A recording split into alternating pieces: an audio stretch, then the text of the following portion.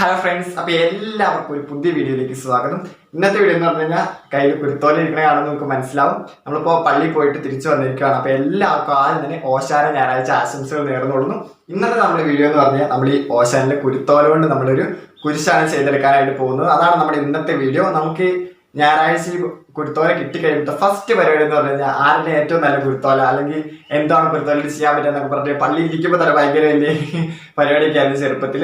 ഇപ്പൊ ഈ കുരിശൊക്കെ ഉണ്ടാക്കിക്കൊണ്ട് പലരും ഇങ്ങനെ ഉണ്ടാക്കുമല്ലോ ആ സമയം കിട്ടും. അന്നേരം നമ്മൾ കാണുമ്പോൾ വിചാരിക്കും ഭയങ്കര ക്യൂരിയോസിറ്റി ആണ് ഇത് എങ്ങനെ ചെയ്തെടുക്കുക, അങ്ങനെ കാര്യങ്ങൾ ഭയങ്കര ക്യൂരിയോസിറ്റി ആയിരുന്നു.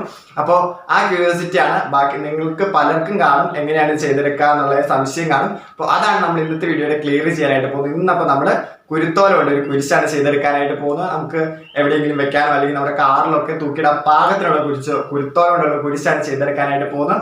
അപ്പൊ ഇത് ഞങ്ങളുടെ ഇവിടെ കുരുത്തോല എന്നാണ് പറയുന്നത്.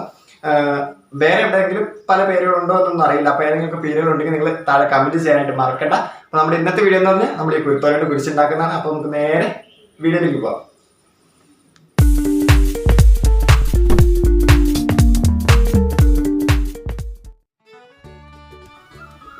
അപ്പോൾ ആദ്യം തന്നെ നമ്മൾ കുരുത്തോല കയ്യിലെടുത്തിട്ടുണ്ട്. അതിനുശേഷം നമ്മൾ ചെയ്യേണ്ട പരിപാടി എന്ന് പറഞ്ഞു കഴിഞ്ഞാൽ നമുക്ക് എത്ര നീളമാണോ ആ കുരിശിന് ആവശ്യമായത് അതനുസരിച്ചുള്ള നീളം നമ്മളൊന്ന് എത്ര നീളം വേണമെന്ന് നമ്മളൊന്ന് മനസ്സിൽ കണക്ക് കൂട്ടുക.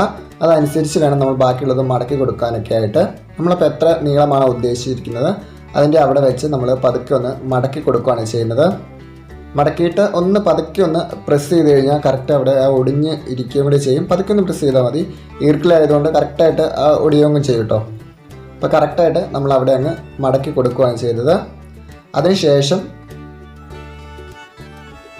കുരിശിൻ്റെ അടുത്ത അല്ലെങ്കിൽ അടുത്ത ഒരു ബ്രാഞ്ച് പോലത്തെ സംഭവം കറക്റ്റായിട്ട് പറഞ്ഞാൽ എന്നറിയില്ല. അത് ചെയ്യാനായിട്ട് എത്ര നീളമാണോ ആ സെയിം അവിടെ വെച്ച് വീണ്ടും നമ്മൾ സെയിം പ്രൊസീജിയർ വീണ്ടും ഒന്നുകൂടി മടക്കി കൊടുക്കുകയാണ് ചെയ്യുന്നത്. വീഡിയോയിൽ നിങ്ങൾക്ക് കാണാം മടക്കി കൊടുക്കുന്നതിൻ്റെ രീതി. അതേപോലെ തന്നെ മടക്കി കൊടുക്കുക. ശേഷം ആ മേളിലേക്ക് വന്ന എത്രയാണോ ആ നീളം അതേപോലെ തന്നെ സെയിം ആയിട്ട് അകലത്തിൽ തന്നെ നമ്മൾ വീണ്ടും മടക്കി കൊടുക്കുകയാണ് ചെയ്യുന്നത്. നിങ്ങൾ വലിയ നീളം കൂടുതൽ എടുത്തു കഴിഞ്ഞാൽ നമ്മുടെ കുരുത്തോല തികയത്തില്ല. നമുക്കിങ്ങനെ ഓരോന്ന് മടക്കി വരുമ്പം അപ്പോൾ ഏകദേശം ഒരു അളവിൽ വെച്ച് അങ്ങ് മടക്കാമെന്ന് മാത്രമേ പറയാനുള്ളൂ. ബാക്കി എക്സസ് ആയിട്ട് വരുന്ന അതിൻ്റെ പോർഷൻ നമ്മൾ ബാക്കിലേക്ക് ഒന്ന് കറക്കി എടുത്തിട്ട് സംഭവം ഒന്ന് നമ്മൾ ടൈ ചെയ്ത് കൊടുക്കുമ്പോൾ ചുമ്മാ ഒന്ന് ഇങ്ങനെ കറക്കി വിട്ടാൽ മതി. ആ രണ്ട് ഭാഗത്തും കുരിശിൻ്റെ രണ്ട് ഭാഗത്തും നമ്മളിങ്ങനെ കറക്കി ബാക്കിൽ വന്ന് ആ എക്സസ് ആയിട്ടുള്ള പോർഷൻ അതിലേക്കൊന്ന് ഫിക്സ് ചെയ്ത് കൊടുക്കുകയാണ് ചെയ്യുന്നത്. അപ്പോൾ വളരെ സിമ്പിളായിട്ട് നമുക്ക് എല്ലാവർക്കും തന്നെ ഈ വീഡിയോ കണ്ടു കഴിഞ്ഞാൽ കുരിശുണ്ടാക്കാനായിട്ട് കഴിയുമെന്ന് ഞാൻ വിചാരിക്കുന്നു. അപ്പോൾ നിങ്ങളുടെ അഭിപ്രായങ്ങൾ കമൻറ്റ് ചെയ്യാൻ മറക്കരുത് കേട്ടോ.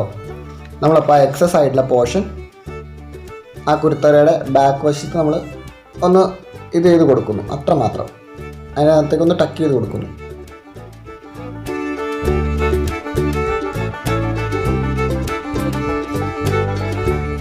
അപ്പോൾ നമ്മുടെ ഇന്നത്തെ ഈ കുരിശോല കൊണ്ടുള്ള കുരിശ് എല്ലാവർക്കും ഇഷ്ടപ്പെട്ടെന്ന് ഞാൻ കരുതുന്നു. വീഡിയോ ഇഷ്ടപ്പെട്ടിട്ടുണ്ടെങ്കിൽ ലൈക്ക് ചെയ്യുക, ഷെയർ ചെയ്യുക, സബ്സ്ക്രൈബ് ചെയ്യാത്തവരാണെങ്കിൽ ചാനൽ സബ്സ്ക്രൈബ് ചെയ്ത് തൊട്ടടുത്തുള്ള ബെല്ലൈക്കൺ കൂടി ഒന്ന് അനേബിൾ ചെയ്ത് വെക്കുക.